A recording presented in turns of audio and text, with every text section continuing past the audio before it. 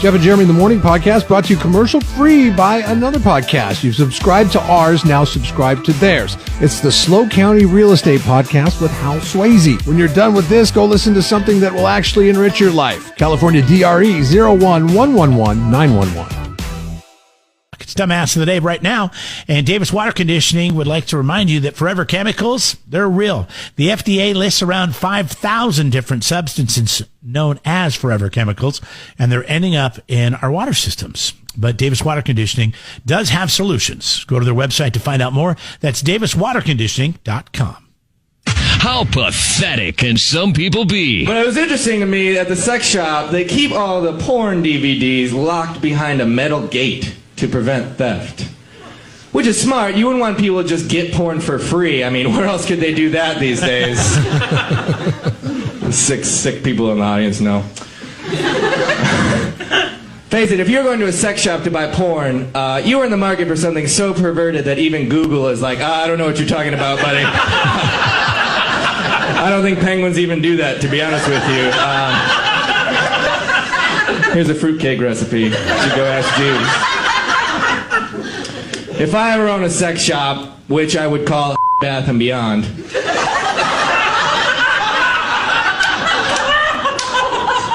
I would be less concerned about people stealing DVDs and more concerned about people stealing things that go in your butt. Because those seem really easy to walk out with. Nothing for me today, thanks. Dumbass of the Day. 93.3 KCOC. Off to Florida, where a teacher was arrested over the Thanksgiving break after they found him naked in an elementary school. Apparently, he had some marijuana, a laptop, and several sex toys. Here's the officer talking about Teacher Joe. Male saw a deputy, quickly got dressed, and exited the school. Deputy tried to apprehend him, and at that point, the now clothed, formerly nude male committed battery on that deputy. There was nobody inside the school at the time. You know, as to the vulgarity, I think I just don't even want to get into his mind and think about what he was thinking. My question is, did he use anything as a weapon on the officer? Maybe that's why he got charged with assault. I think marijuana is highly illegal in Florida. Like, you get in big trouble for marijuana. And if you're a teacher and naked in a school, and yeah, I mean, I think all of the above with sex toys, naked, big trouble. Yes. Okay. Marijuana's bad. But what was the gateway? What was the gateway? Marijuana's bad. Mm-hmm. Okay. Yeah. Very odd. There's so many ways to go with this and so many wrong things here.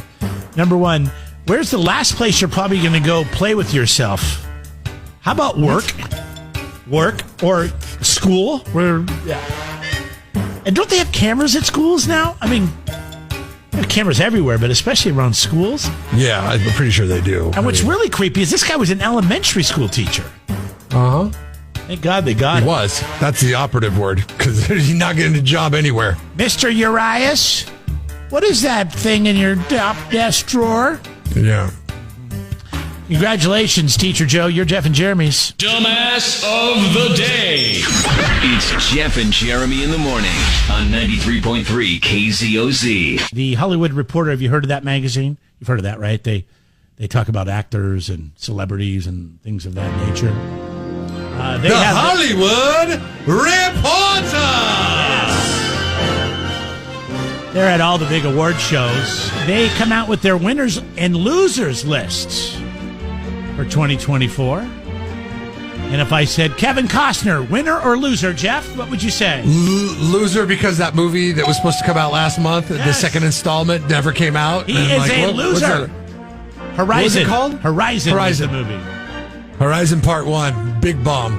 Yes. And it was supposed to be a big boom, and not the case. And didn't he get, taken in another divorce, which was, I think, his third? Rough year. Yeah, bad year for Kevin Costner. And you wouldn't think so, because, that is the roller coaster of Kevin Costner, right? Is Dances with Wolves. Wow, this guy's going to be a star forever. Waterworld. Wah, wah, wah. Then we don't hear from him for a while. Then Mailman. Wah, wah, wah. And then all these movies he tries to make. And then he hits it big again with Yellowstone. It's the comeback of Kevin Costner. He's like, you know what? I got something good going with this Western thing. Let's go ahead and spend a lot of money on a 3-part movie series. I think it'll make it back. And they're just like, nah, that's not going to work. And then gets another divorce. I mean, that guy's an interesting dude. I'd like to sit down and have an honest conversation with him. Like, you know, like sit there and be like, hey, you know, like he's got to just spill to me. And I would like to see what his life is really like. Is he like Airbnb part of his Aspen mansion to make ends meet? You're never really going to get the straight answer out of Kevin Costner. I know. Maybe that's why he's a great actor. He is a great actor. Yeah, because that's the thing. He's an actor. I feel like actors inherently are liars. Yeah. Oh, they're great liars. That's what makes them great, right? Yeah. So he was on Yellowstone, and you're not watching that, but it's really good. I still recommend it to anybody. Taylor Sheridan, I think, is the executive director of Yellowstone, producer. He's a winner, on the other hand, because not only did he do Yellowstone, he did 1883, 1923, the spinoffs, and those very successful. He also did a series called Wind River, Landman, and one that we're watching called Lioness, about this woman that runs like a black ops over in the Middle East. And it just came out with season number 2, so he's a winner. Celebrities that tried to get you to vote for Biden and then Harris are losers. We're looking at you. Losers. We're looking at you, Booker. I mean, Booker for Roseanne. Yeah, Booker.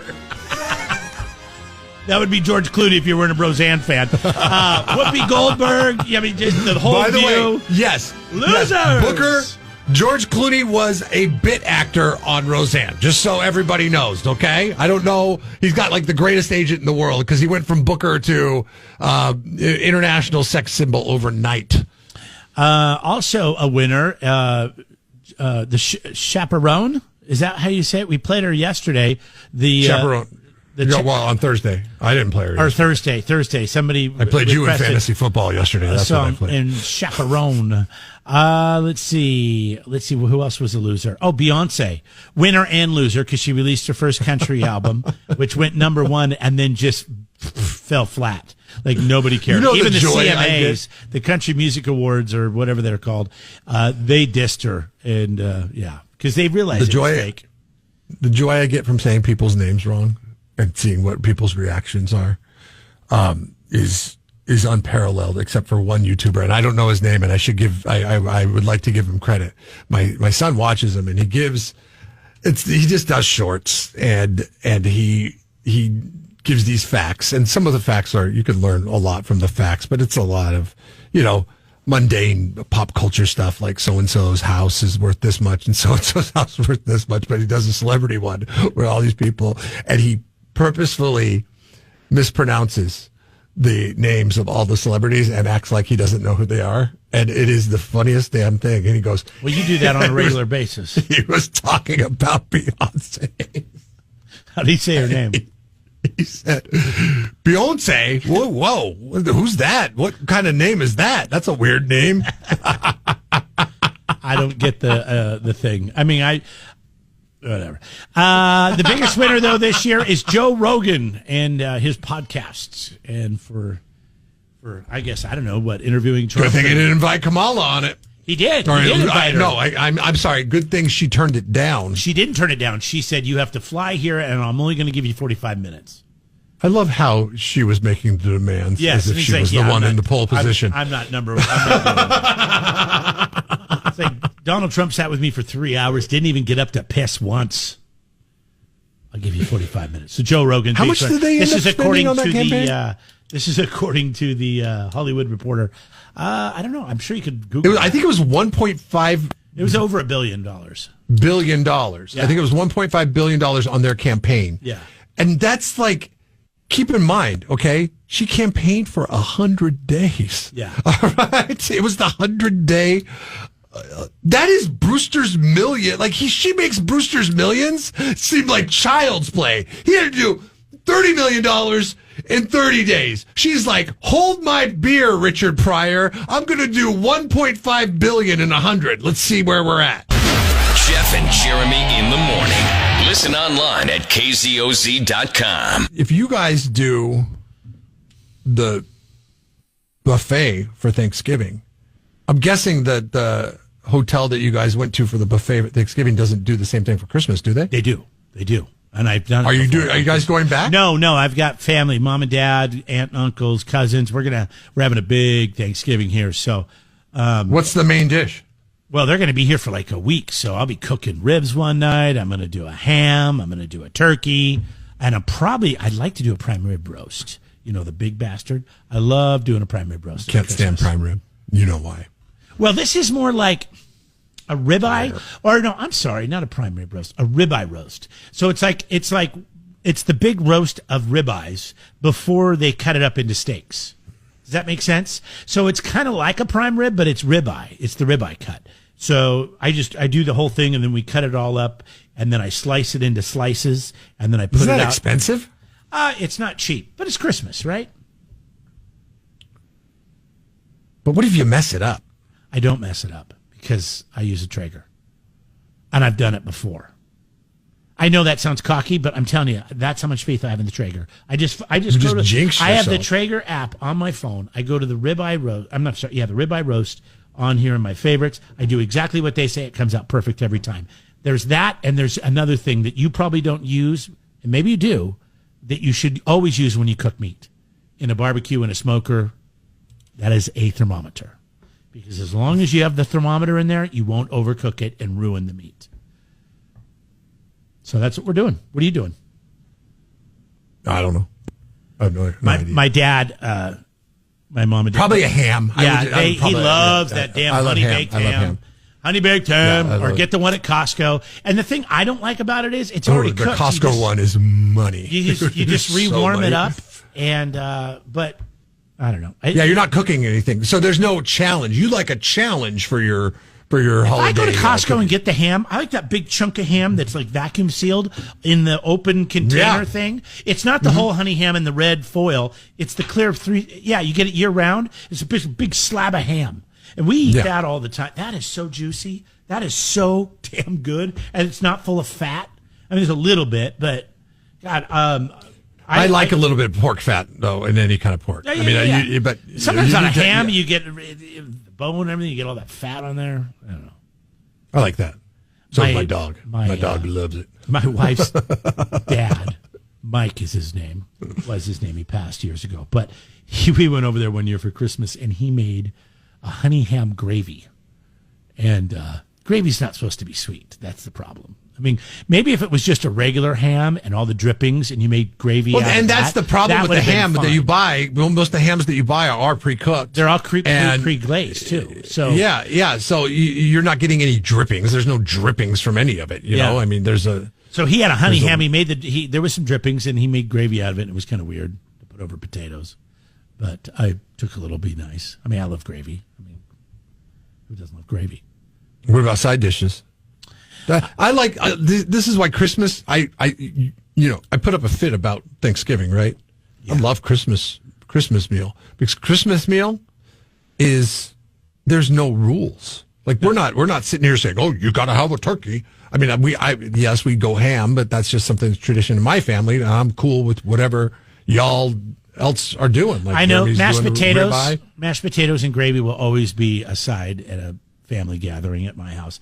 And my great-grandma Mamie's baked beans, which actually have bacon in them, and they're kind of a candied sweet baked bean. Like they stick. Are they better than sticky. Bush's? They're not in a sauce, right? They're more like sticky. Like you could literally pick it up and eat it with your hands, but your hands would be all sticky because there's like molasses. I mean, it's like they're really good though. Oh.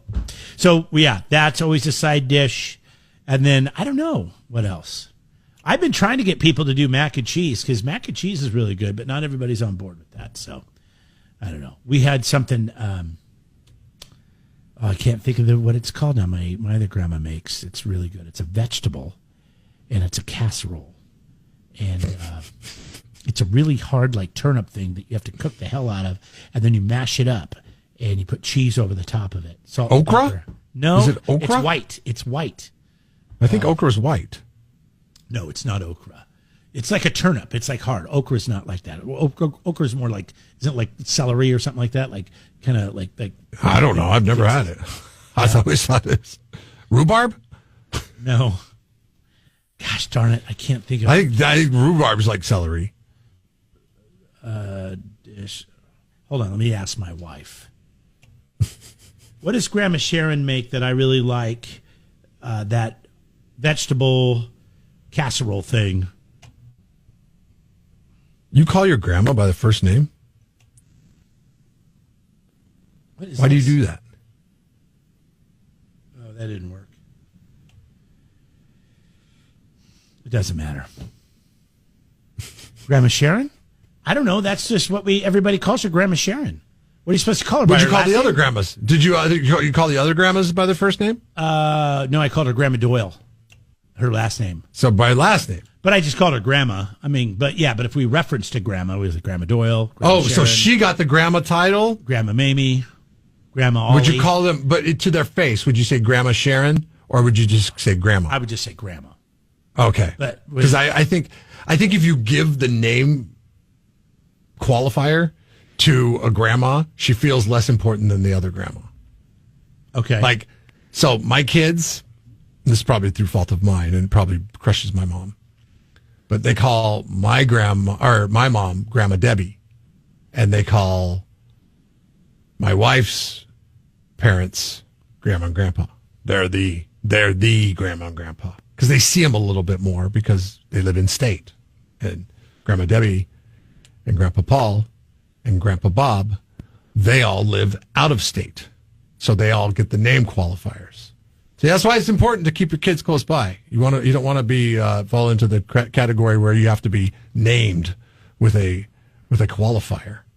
Well, I mean, we never called her like Nana or Gabby Gams or whatever. Like everybody has. I would call my grandmas by their last name, Grandma Wright and Grandma Kingman. Those are but to their face, I would just call them Grandma. But it was rare. It was very rare. But I do remember there was an instance, and this could come up the holidays with your children, where both grandmas are in the same place, and the kids just yell out Grandma, and watch both grandmas. Or in some families, there's 3 or 4 grandmas. Watch the grandmas turn and see which one they're talking to. See, I've never had all the grandmas in one room. Not since I was a little kid. They would come to our house. We always went to their house. I remember it. And no other grandmas were allowed to go to another grandma's house. You went to grandma's house for Christmas Eve, then you went to another grandma's house for Christmas Day. So my grandma's house for Thanksgiving. My Grandma Wright was my closer grandma. She was the one that I spent the most time with versus my Grandma Kingman. My Grandma Kingman was she was a firecracker. She was a little mean. She could get mean sometimes. And so Grandma Wright was my favorite. And I'd always, like in that instance, I remember saying Grandma and running to my Grandma Wright and doing something with her, and it just crushing my Grandma Kingman. Like she was like, oh, so I'm not the number one grandma. So why'd you keep doing that if you knew it crushed? I didn't keep doing it. I realized it, and then I'm with you. It's not like they're always hanging out together. You played your grandmas. It's not like they would go play bunco together all the time or something like that. They saw each other once a year at Christmas. But that was very awkward for a child like me. I was like, favorite side dish for the holidays. Just one. 805-543-3693. That aren't traditional Thanksgiving ones, okay? That aren't traditional Thanksgiving ones. Because I'm done talking. I'm done with Thanksgiving. Jeff and Jeremy in the morning. Podcast brought to you commercial free by another podcast. You've subscribed to ours, now subscribe to theirs. It's the Slow County Real Estate Podcast with Hal Swayze. When you're done with this, go listen to something that will actually enrich your life. California DRE 01111 911.